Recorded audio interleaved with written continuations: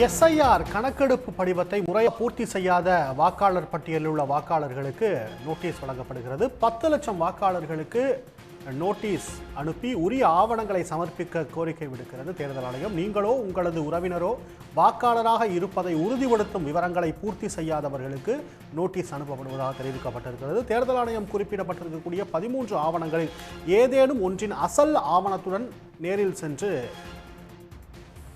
பூர்த்தி செய்ய நடவடிக்கை எடுக்க வேண்டும் என கூறப்பட்டுள்ளது. செய்தியாளர் கண்ணன் இணைகிறார். கண்ணன், விவரங்கள். நிச்சயமாக எஸ்ஐஆர் பணிகளின் போது அந்த கணக்கீட்டு படிவங்களை பூர்த்தி செய்யாத வாக்காளர்களுக்கு நோட்டீஸ் அனுப்பும் பணியை இந்திய தேர்தல் ஆணையமானது தொடங்கியுள்ளது. அதன்படி வாக்காளர் பதிவு அதிகாரிகள் மூலம் சம்பந்தப்பட்ட வாக்காளர்களுக்கு நோட்டீஸ் அனுப்பும் பணியானது இன்று முதல் தொடங்கியுள்ளது.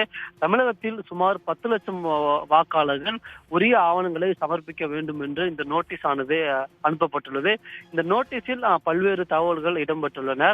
அதில் அவர்கள் வாக்காளர்கள் அதாவது கடந்த எஸ்ஐஆரில் அவர்களது உறவினர்கள் அல்லது அவர்கள் வாக்காளராக இருப்பதை உறுதிப்படுத்தும் விவரங்களை பூர்த்தி செய்யவில்லை என்பத காரணத்தினால் இந்த நோட்டீஸ் அனுப்பப்படும் என்று தெரிவிக்கப்பட்டுள்ளது. எனவே தேர்தல் ஆணையம் குறிப்பிட்டுள்ள 13 ஆவணங்களில் ஏதாவது ஒரு ஆவணத்தை சமர்ப்பிக்க வேண்டும் என்று தெரிவிக்கப்பட்டுள்ளது. மேலும் இந்த ஆவணத்தில் ஏதாவது தவறான தகவல்களை அளித்தால் மக்கள் பிரதிநிதித்துவ சட்டம் மற்றும் பாரத நியா சன்னிதா உள்ளிட்ட சட்டங்களின் மூலம் சம்பந்தப்பட்ட நகரங்கள் மீது நடவடிக்கை எடுக்கப்படும் என்றும் இந்த நோட்டீஸில் தெரிவிக்கப்பட்டுள்ளது.